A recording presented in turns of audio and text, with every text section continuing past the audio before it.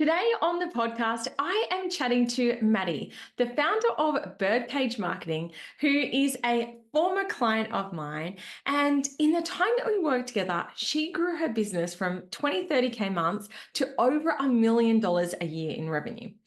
However, one of the things that she wasn't heavily focused on at that time was profit. And in today's episode of the podcast, we are talking about how she has really transformed the agency with a focus on profit. This episode, we chat about mindset, manifestation, and growing a business in a way that feels really aligned. I know you're going to love this episode, so make sure you stick around.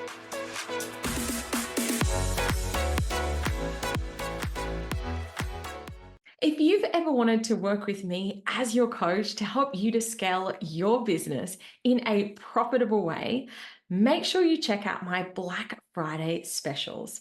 I'm doing something I have never done before and offering some really amazing pricing on my coaching. If you have ever wanted to work with me as your mentor to grow your business in a profitable way, make sure you check out my upcoming Black Friday offers. There are some huge deals, including some which are one-on-one coaching with me. So if you've ever wanted for us to work together, now is the time. Make sure you keep your eye on my socials and my email list so that you hear about it when it pops up, because these offers are only around for a few days. All right, let's get back to the episode. A big warm welcome back to the podcast, Maddy. How are you? Hello, I'm good. How are you, Claire? Good. Let's just pretend like we haven't been chatting for half an hour before we pushed record. Yeah. Look, for anyone who's listening who doesn't know you, can you please do a quick intro to yourself and to your biz? Yeah, I actually have no idea how to describe what it is that I do and what my businesses do, because I am so multi-passionate. I'm a manifesting generator, neurospicy, all of the things. So in a nutshell, it's marketing. It's marketing, it's business growth. We have an agency, an online school, we have creative studio spaces, and we have a podcast as well and a few other little brands that are up and coming. But essentially, I would say that we are just like supporting brands and individuals to just live their best life. And we do that through teaching them our marketing methods. I love that. And can you share a little bit about you? So I've been in marketing for over 16 years now. I've had my agency for about 9 years. And that's where it all kind of started. And then it's just evolved into this like big, exciting place where I just get to do all the things that I loved to do when I was a kid, making content, performing, reading, learning, talking to people, helping people. So yeah. I love. Well, maybe if a good place to start this episode is by sharing a little bit about how we know each other, how we work together, and then we can dive on into chatting all things business. Yeah. So I reached out to you, it would have been the start of 2020 after I just had my second child and my business was in the toilet. I was literally not earning any money.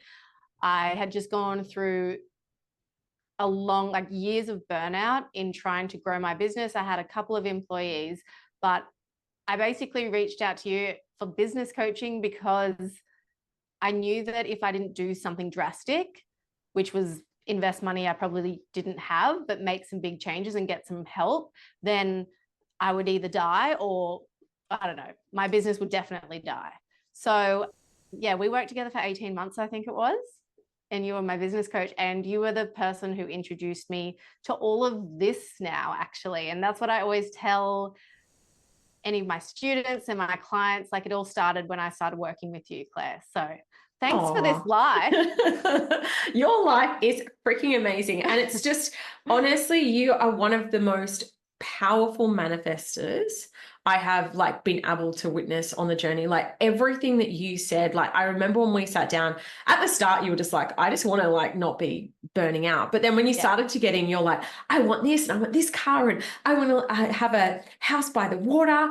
And then you were like, I want to get like a warehouse. Everything that you have said that you wanted to create, you have literally Yeah. created in your life.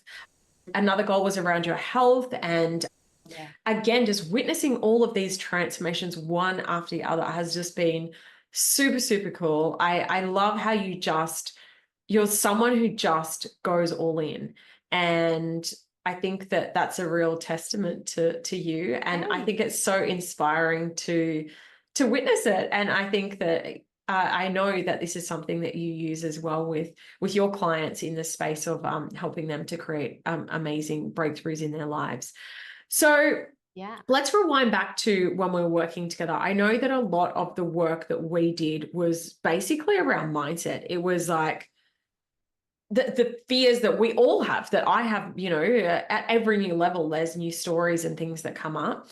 And you were able to sort of really break through that, grow your team.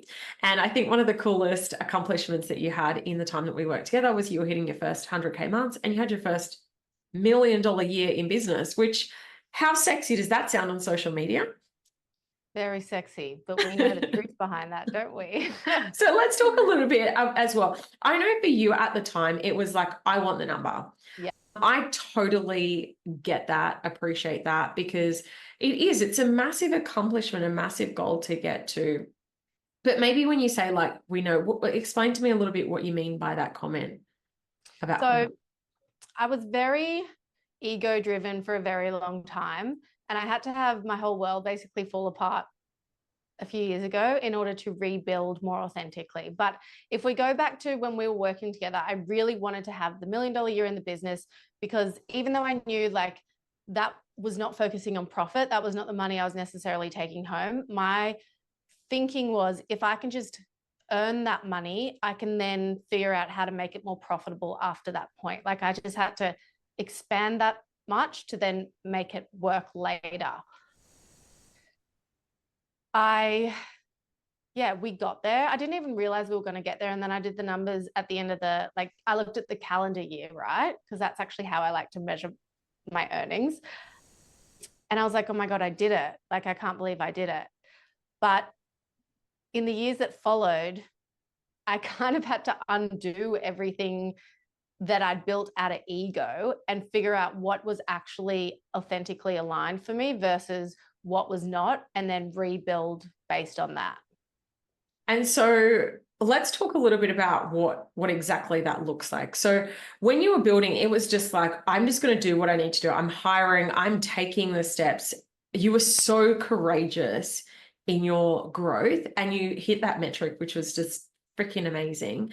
But what did unraveling that look like? The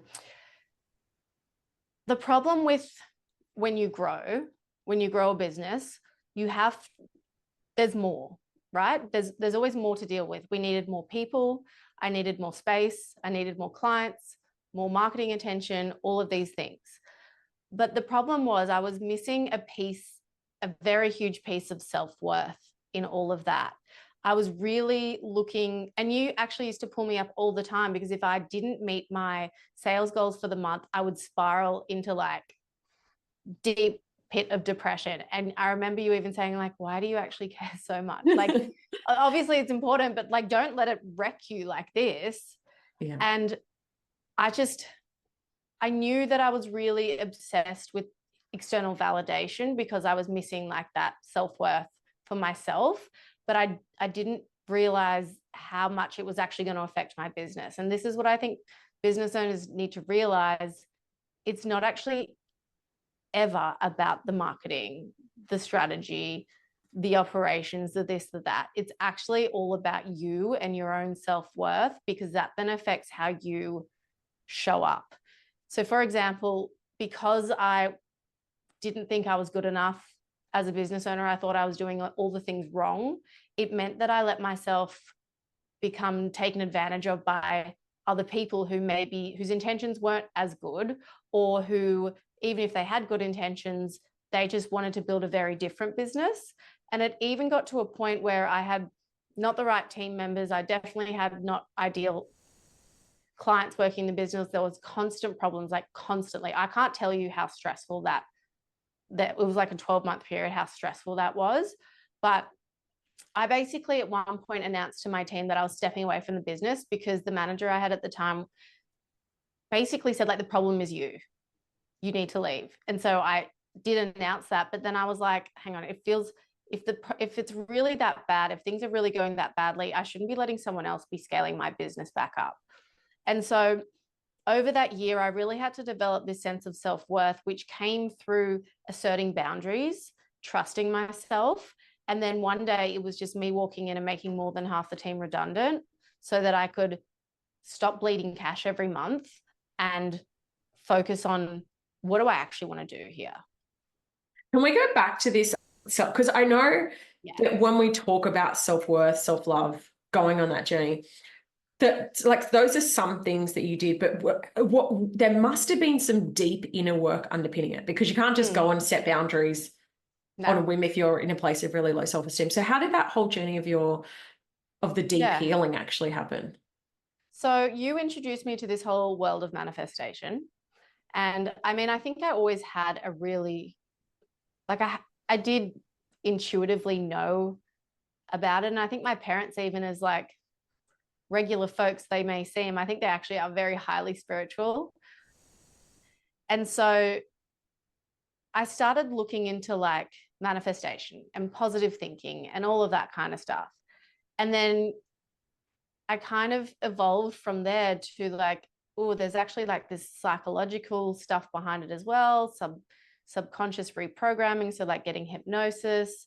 And for me, my journey was very much, it was a spiritual one, but it was also very psychological as well.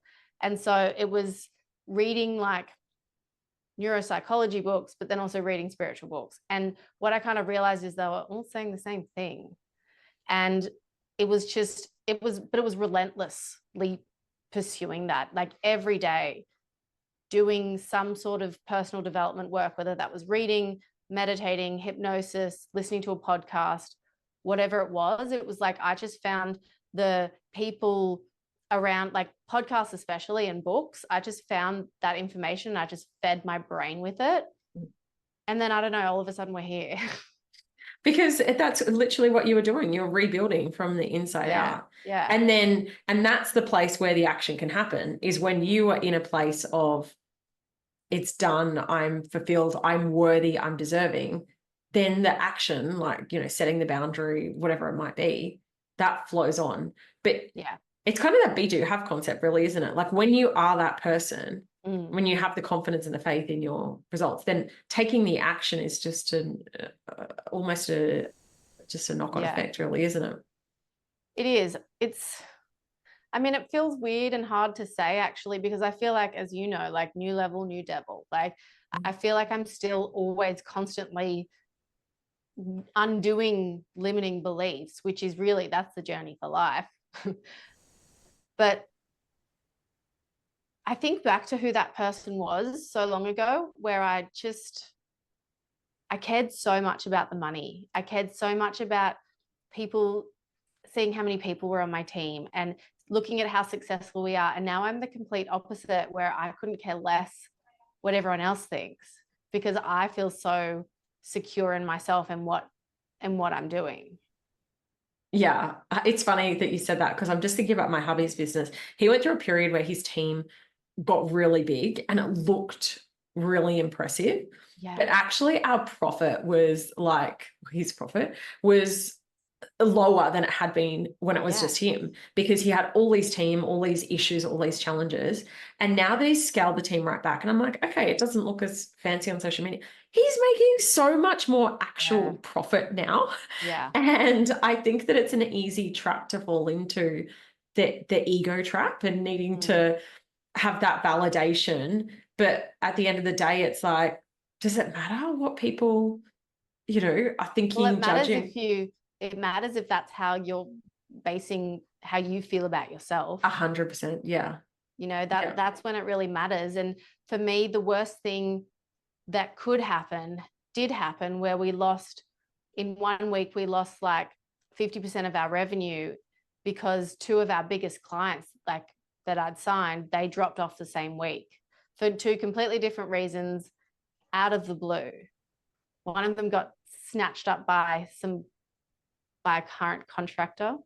The other one was just, I don't know what happened there. But what it was, it's like those clients weren't aligned to us anyway. So we were never meant to have them. But for me, the rug literally got pulled out from under me. I tried to ignore it and keep everyone's jobs and doing all of this stuff, that it just like, I ended up not being able to pay myself for months on end. We were bleeding up to like 50K a month. Like, it was really scary. And then one day I just like, I had like a spiritual coaching session one morning with someone in the States. And I just like, I don't know who that bitch was that walked through that front door, but I just like had no problem making people redundant that weren't contributing to the team. Yeah. And then from that point, it was kind of like, fuck yeah, I can do anything. I love that energy. And tell me about your team now. So we have rebuilt to, there's 9 of us now. They're incredible. They're amazing. They're all extremely high achieving, self-sufficient. I call them intrapreneurs because that's really how, like, they're entrepreneurial in their own right. Like, if any of them came up to me tomorrow and said, I'm going out on my own, I would have no surprise and complete support for them. But at the same time, I know that they want to support what I'm doing, because the way we've rebuilt, it's not just about like how much money can we make, it's how can we make a difference. And the biggest thing for me is being able to focus on the culture inside of the team, where I feel like people love coming to work. You know, I always ask, like, is there anything you don't like doing that we can give to someone else who likes doing that thing? Because there's no reason for us to be doing the things that we don't like doing, because there's usually someone who is the right person for that job. And so my effort has really been in just making sure everyone's in the place that they need to be. They have the work conditions they need. There aren't a lot of us that work full time, but we get more work done than when I had 14 full-time people on. Yeah, it looks like such a fun, like, and this is obviously through the lens of social media, but it looks like such a fun place to work. I know on TikTok, on Instagram Reels, you've spoken about like your leadership style and how you're very empowering to the team, which again, I think is very different to perhaps how things were. You know, you were like the ringmaster trying to keep everyone's shit together. And now you're more like the conductor at the front of the orchestra who's just like, hey, like, I'm just making sure that everyone's drumming. Those who are listening to the podcast can't see, but I'm doing the motions of like conducting, but conductor hands. You're more like leading leading the group, but the team is doing their thing and you're just keeping them on track. Well, they keep me on track. But yeah, I think because I was such a people pleaser, which a lot of women in business are that are actually struggling, I would say a big part of that is the people pleasing. I wanted to avoid conflict. If something was happening that I wasn't happy about, I'd just kind of stay silent on it, hoping it would just fix itself, because I didn't want to upset anybody. And now I just have a lot of rules around how I hire, fire, manage people. And it's all based on this idea of acting quickly and being radically honest. You know, I always say to the team, I consider us as like sisters more than colleagues, because it's like I want to encourage almost this, I don't know, like not butting heads, but I do want to encourage with full respect, but this idea that if you see something, then like speak up and pull people up for it. Like, you know, at the same time, congratulate people, and just being honest to be able and feeling safe enough that you can raise your grievances without people taking it personally or without bitchiness. And actually, a friend was asking me the other day, who worked in PR in Sydney for a long time. She was like, so how do you manage the bitchiness? I'm like, there is none. Like, there actually is none. Like, we're just support each other. And if someone needs extra help, then we give that help. Or we also have very high expectations of each other, because we all go above and beyond. It's like, if you're not pulling your weight, then you can't stay. Yeah. I love that. It's like, it's healthy conflict. I mean, at the end of the Yeah. day, it's not, when people say to me, like, there's no disagreement, like in marriage, like I've been married for 10 years now. And I'm like, it's normal to have conflict. Like Mm. that is a normal part. And that's something that I say to the kids, because my son said to me the other day, oh, you and dad like had a fight. And I'm like, that's not, it wasn't like a big screaming match that's throwing things Yeah. at each other or anything. But I'm like, that's normal. And I'm like, that's gonna Mm. happen. And it's how you navigate through Mm. that and being able to have respectful disagreements that really sets, that's probably what set the team up for not having a bitchy culture. But I think again, like it comes down to the individual as well. Like if you are a relatively self-aware person, we're all on our own journeys, but if you're relatively self-aware and you get triggered by something someone says, I always say it's not what they said to you, it's actually the meaning that you have applied to it that has upset you. Like some people can be fucking awful and actually mean to hurt you, and that can sometimes happen as well, but not in the workplace. Like that's not what's happening here. There's no one here who's malicious. But if you get offended because someone said something about some work that you've delivered, and it's like, well, you must have had some doubts about that yourself for you to get so upset by it. If you were 100% confident in it, you wouldn't Yeah. be taking it like this. And so it's always like, I like to encourage people to really reflect back on where they can grow and where there's opportunity for them to heal themselves a little extra. But to be honest, like this doesn't happen that often with us internally. Yeah. Yeah. It just sounds like you've built such an amazing team. And what does this look like for you now? Like, what are the goals for Birdcage? Do you have like a 5-year vision, or are you just like, hey, I'm just following what feels great? And I mean, we've kind of set up a 12-month vision, that is a miracle for me. I think actually, if I think back to the beginning of 2023, that's when I first started planning in quarters. And that was a big turning point for the business as well, because I felt like people felt empowered to take action on the things that were upcoming rather than us just being super reactive to things or just doing what our clients needed. And that's like the business developed its own boundaries, where we intentionally decided to cut particular services or to start offering particular services. It's like, rather than just waiting for a client to show up and be like, hey, I want this service, and be like, yeah, all right. And then what are we going to do now? Like, we have no processes around this. It's like, no, let's just actually figure out, like, where are we super profitable? Where are we not? What do we love to do? What are we not so good at? And so planning in quarters is good.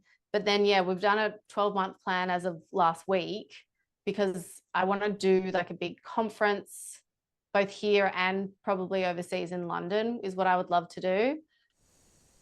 Whether that'll actually happen or not, because I don't know, let's see. But I think the overall plan is just, I want more people to believe in who they are and what their passions are, and show up more authentically through social media that way, because I believe there's an audience for everyone. Like if you think of people on YouTube, like there's like a father and son duo, like their whole channel is just about cutting shit open and having a look at what's inside. And they've been around for like 10 years now or something. And there's an audience for everyone. If you are interested in a particular really niche thing, I encourage you to go and start a social media account, because there's probably other people in the world that are interested as well. And so what I would love to see is almost like decentralizing how the world works almost. Rather than having these big companies, wouldn't it be great if everyone was just kind of showing up doing their own thing, or like little groups of people, little small businesses all over the world, and that's just how we bought products, bought services, got our entertainment. Yeah, I don't know. yeah, I love that. On this note about showing up authentically, and I have seen probably in the last maybe 12 months, I've seen such a shift in how you have been showing up energetically in your marketing. Yeah. I'm really curious, was that something intentional, or how have you I feel like you were just this confident, magnetic energy. I'm really curious if that was something intentional or if it sort of evolved over time as you've. Well, it's interesting and it kind of messes with my head a bit because I mean, people can't see me, but and they may not have known before, but I did lose 30 kilos, which was less about what I look like, more about my overall health with all my other health shit that I have to deal with. I mean, so that helps. But I have to say, my engagement on TikTok used to be better. Like, I see. I I don't think that the shift, it wasn't like you lost weight. I think that there was an energetic shift that happened before I could be wrong. I can't remember the timings exactly, but I felt like you were then like, this is my space and this is who I am and take it or leave it. And then it's like all this other kind of stuff. This is my perception from the outside, but I'm really curious as someone who is living, breathing it, if that's what. Well, I feel like I started posting on TikTok when I still had the old team and all the problems because I had no access to the business social accounts anymore. So I wanted a creative outlet. And so I started posting to TikTok. And then I reckon that shift probably happened when I downsized the team and started rebuilding again. Like, I really think the start of 2023 is when I kind of like showed up and was like, all right, let's get this shit done. And just started doing it. And then 12 months later is when I started getting my health on track. And I actually had, I wonder if it's my sister's energy that you're noticing, because she started working with me about 12 months ago. And she is now my content guru. I don't even know what her job title is. But she actually doesn't live here. She lives in Auckland. And so we've found out this way of working together where she does a lot of heavy lifting in terms of helping me formulate ideas, but then also lets me really just film whatever I want, whenever I want to say it. But then she's the one responsible for like all the editing and all the kind of the heavier work that can feel a little bit like, oh, you filmed, now you have to edit and post and do all of that stuff. So I definitely have a lot of help around that. But she also pushes me to do better. Like, she pushes me. She will literally, I'll record a batch of content and she'll go, we're not using that. What's going on? How are you feeling? It's actually very similar energy to you, Claire, where it's kind of like, what's going on? This is not your best self. And she'll literally tell me, don't film if you're not feeling up to it. Or like, she's going to be in Melbourne with me on the weekend before this conference that I'm speaking at. And I get there a day before, and she's literally called my husband already and said, make sure Maddy has a relaxing day on Friday because I need her to be like her best self on Saturday morning. Like, she knows how to manage me, and she knows, yeah, which is interesting because, again, like, we didn't always have the most perfect relationship growing up. And I think people were even skeptical when we started working together. How's this going to work? But it's actually the best duo of all time. Oh, I love that. I was thinking I could not work with my sisters. Yeah. But that's great that you found that flow. And it's really interesting that you're talking about, because it's something I think about all the time, is the relationship between your marketing and your energy. And I know when I'm doing something from, I've got to send an email, I've got to record a podcast. And it's just, I'm sure that energy is felt as compared to when, yeah. There's like a science thing that I read once, and I've never been able to find the article again.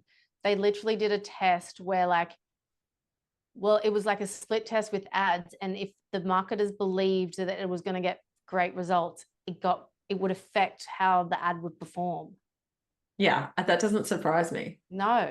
And it's the same with, like, you think about it, like, everything is energy. You think about how food is cooked. Why do you think fine dining restaurants can be so special? It's not just because it's fancy. It's because the people in the kitchen are literal artists putting their heart and soul into what they're making. But it doesn't even have to be fine dining. Like, sometimes you can go to a family restaurant and feel that same feeling when it's just a bowl of spaghetti. But it's like, why is that so much better than the chain Italian restaurant down the road? It's because there's been my big thing that I'm obsessed with right now is this idea of like only working or buying from artists. And I don't care if you're an accountant.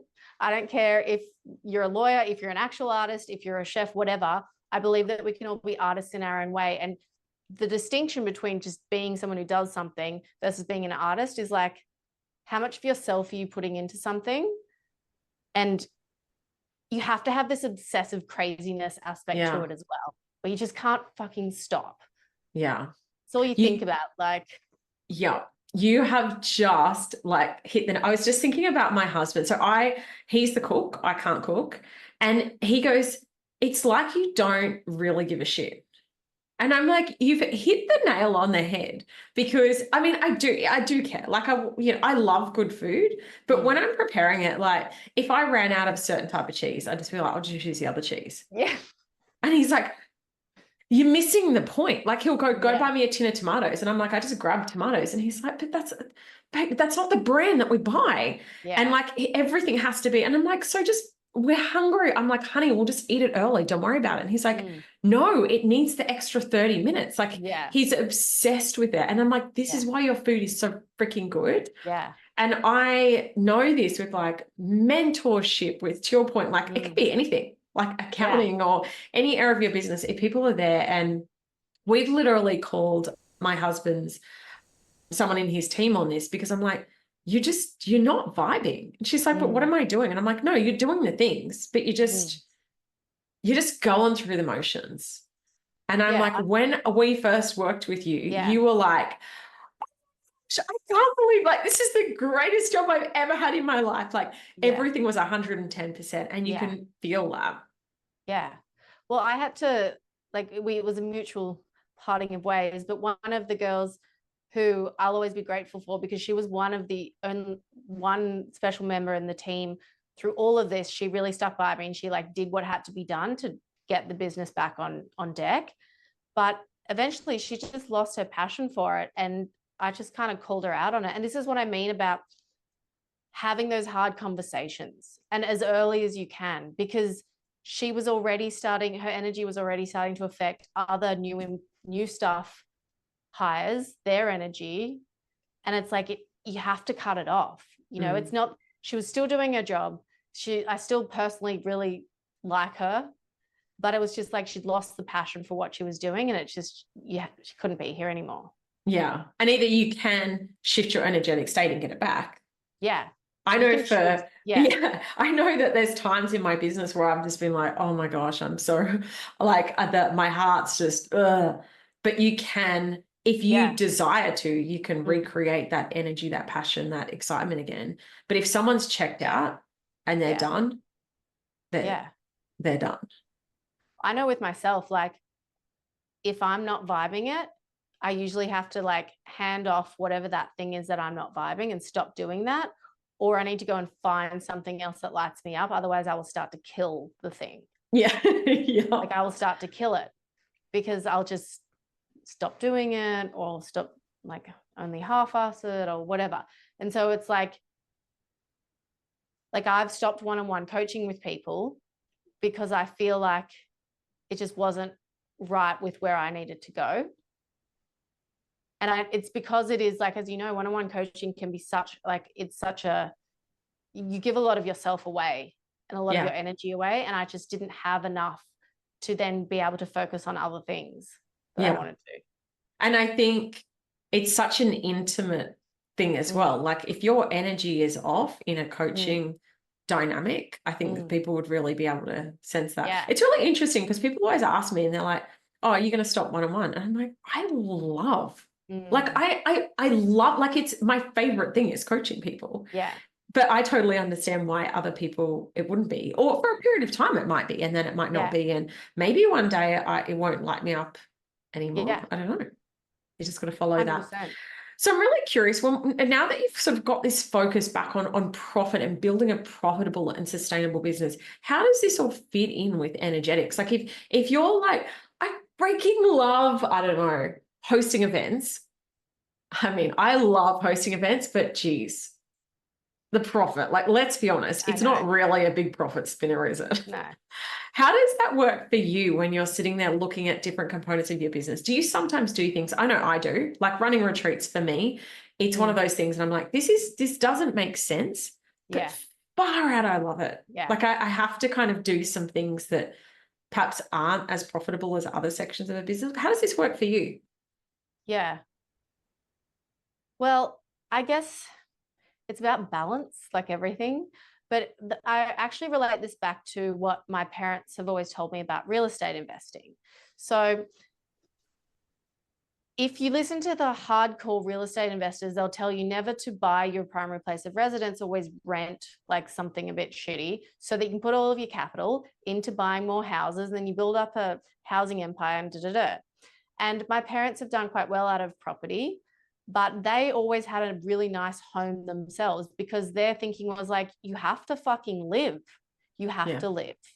And it's the same with like in a business. I had this conversation with my general manager only yesterday because she went and met a prospective client here in Mackay. It became clear that the client would be better suited to one-on-one coaching, which isn't what she does. It's what another team member does. She can do it, but her time is better spent doing other things. But then I basically said to her, because she was like, oh, I feel sad that it's not going to be me working. And I'm like, if you want to host the one-on-one coaching, go for it. If that's something you want to do that makes you feel good, then go and do it. And I became so obsessed with this like 80-20 principle, probably at the start of 2023, where I'm like, we're only going to do the 20% of the activities that generate 80% of the income. And I kept cutting and cutting and cutting and cutting services. And then we became extremely profitable. But then things kind of started like, there were people in the team that weren't getting as much joy because they weren't doing the things that really lit them up because I'd cut the service. And then there were also, I felt like we weren't, I don't know how to explain it, but it's like in our agency side, for example, revenue was stalling. And I couldn't figure out why because all these things were working. And I kind of realized we'd cut websites, to be clear. So I'm like, I kind of realized the websites, number one, it completely lights up the person that works on them and she loves to do them and loves to bring them to life. Second of all, people know that they need a website. So when they come to us, they say, hey, I need a website. Then I can actually start the conversation. Hey, actually, what you need is a strategy first. And then we can talk about a website. So it kind of, even though the websites in themselves weren't extremely profitable, they were actually leading to a lot more work. And so it's like, you do need to, you can't just look at numbers on a page and be like, cut the websites, they're not that profitable compared to the strategies, because you have to actually understand what, like, again, it's about understanding your customers and understanding the stories in your business. Yeah. The question was about energetics though, wasn't it? No, but this makes so much sense. And again, like, you know, for example, speaking, I'm doing a lot of speaking at the moment. People are like, I mean, even though I'm getting paid for it, if you objectively stand back and I look at what my hourly rate is, the fact that I need to get hair and makeup done, the fact that I've got to travel somewhere, you know, it all is actually part of the marketing mix. Yeah. And, you know, people might see you on stage and they mightn't go, oh, cool, I'm going to go and hire you straight away. But then they kind of go, hey, that's really interesting. And then they might mention you to someone. And then, you know, it kind of is all this, it's all interwoven. But I think that the energy that you did allude to that by like saying that with the websites, like if someone loves doing something, that's going to contribute overall to the business, you know, how people are perceiving it, how the team is performing together.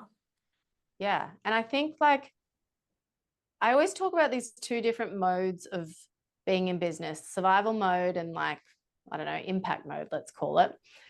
Because I used to be really hard on myself about being so money obsessed, you know, like number one, I was ego driven to get the money because it was validating me, right? Like it mattered so much how much money I personally earned. That's how I determined my worth. But at the same time, I have to reflect back and think, hang on, it's actually, I had to be money obsessed. When my business was insolvent and I couldn't pay bills, I had to be money obsessed to get money. And now it's easy for me to say like, oh, all we care about now is being impactful and changing lives. And it's like, because we can, because we have the money to do it.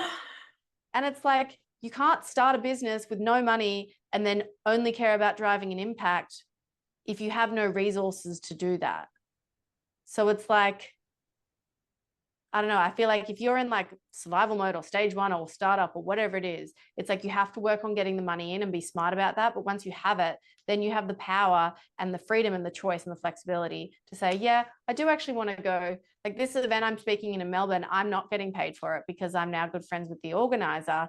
But I'm going, me, my husband, and two of my team members, and my mum, who manages our money, is like, what the fuck are you guys doing? Like, why do 4 people need to be there? How is this helping the business in any way? And da-da-da.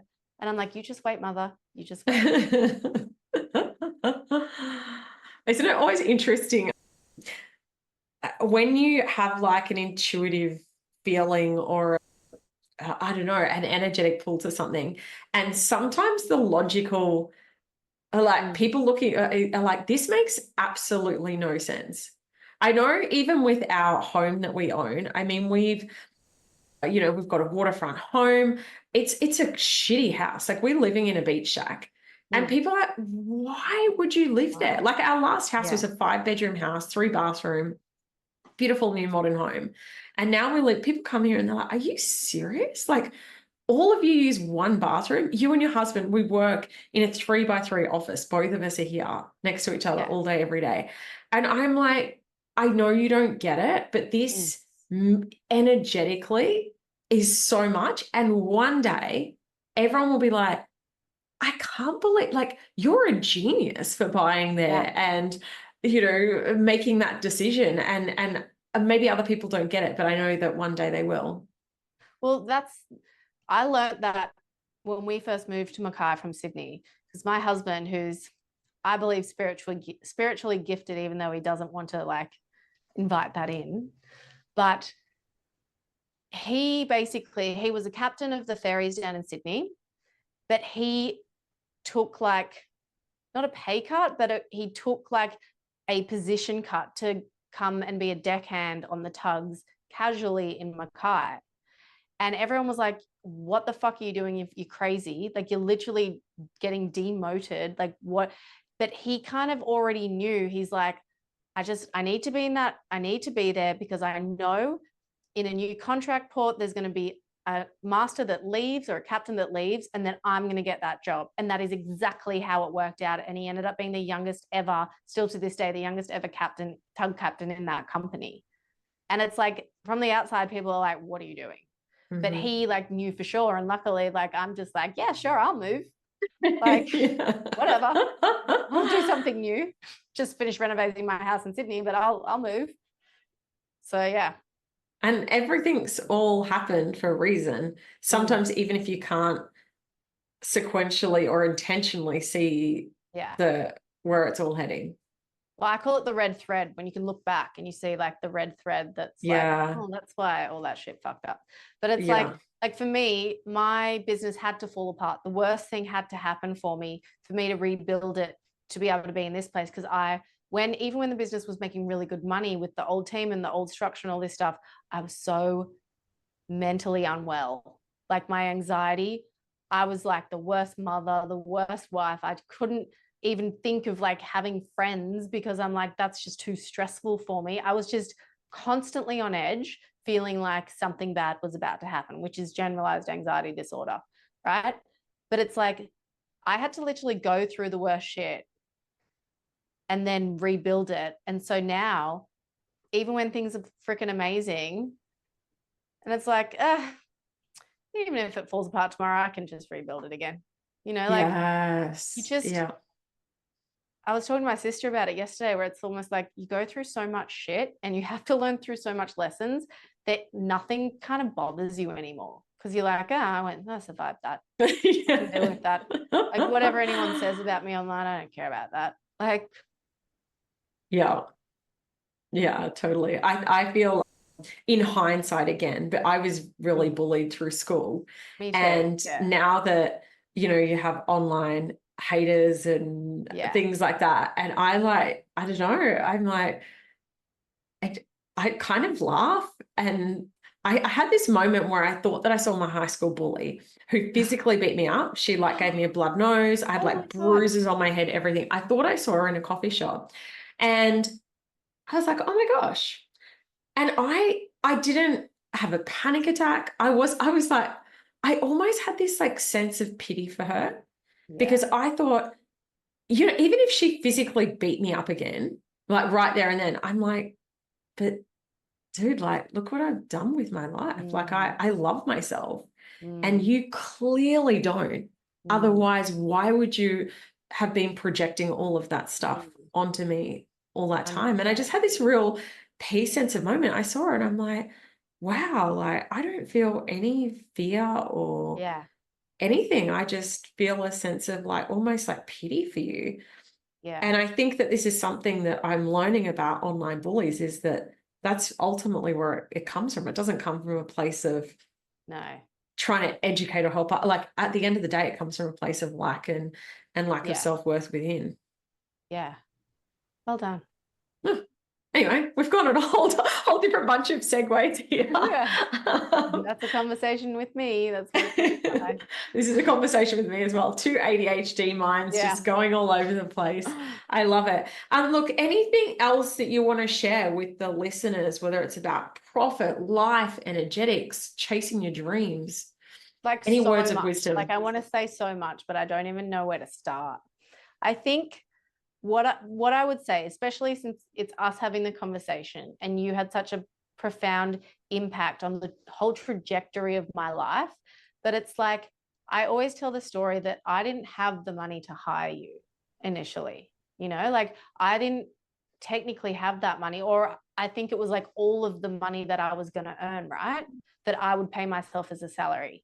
But I knew that I had to do something different. I wasn't going to keep doing the same thing that I'd been doing for 4 years. I had to do something different. And at that time, doing something different was getting some expert advice. And then again, if I look, yeah, if I look at all the pivotal moments in my business, it's been like really doing something fucking different, like doing something that scares me, like having that ongoing expense, like feeling like, oh, how am I going to make sure I can pay this? Well, it's the same with when I hired my first team member. Like I hired her 1 day a week and I was like, how am I going to make sure I have the money every week to pay her for 1 day? You know, and now I've got 9 people's livelihoods depending on me. But then it's like, you have to do the thing that scares you or nothing is going to change. Like when I had to come in and make half the team redundant, I was scared and it wasn't a good feeling, but it was kind of a good feeling if I want, like, just because it's like, I knew it was something that had to be done for the business to continue. And so you just have to do the thing that scares you. And if you're not willing to do that, then nothing's going to change. Like you have to Yeah. get so honest with yourself. Yeah. And that's the same like for any big decision that you're making. The first time you hire, like the first time you invest in your marketing, you're like, what if this doesn't work out? And people want you to say, everything's going to be perfect. But it's like, this is marketing. Like sometimes Mm, it's going to take a couple of tries mm. and you can either keep doing nothing Yeah, that's right. and hoping and praying that just magically clients come along, or you're going to Yeah. lean in and go, right, I'm going to give this a shot. And this really is entrepreneurship in a nutshell, isn't it? Yes. And what I was just trying to distinguish is like, okay, how do we distinguish the difference between someone blindly investing in a shitty agency, 10 grand a month, and be like, Mm, oh, it's going to work out? Okay. So the difference is if you're in this state where you're like, not, I mean, things don't even have to be dire, but if you're just like, things are not changing, why are things not changing? And you need to take big action and you're scared of it. What I always advise is invest in yourself because mm. you are the only person that can guarantee that it's going to work out because you can just keep going until you figure it out. And so that's why, like, when I hired you, for example, it's like I didn't hire a business manager to come into my business. I hired a business coach to coach me on getting better. And then it's the same with people who, have a bad experience with an agency. And I'm like, well, what were you doing this whole time? Just sitting back, letting them tell you this is why we do so much coaching. We have our online school now because it's like with content, for example, don't outsource your content. Don't outsource any of your marketing until you've figured out how to make your marketing work yourself, because that is a skill for life. Number one, doesn't matter what you do, you can use those skills. But number two, you're the only one that's not going to stop until you figure it out. And so the safest thing to do is to upskill yourself, educate yourself, and make yourself better, because that's like a sure thing then. Like that's risk-free in my opinion. Oh my gosh, so, so good. Okay, so first piece of Maddy wisdom.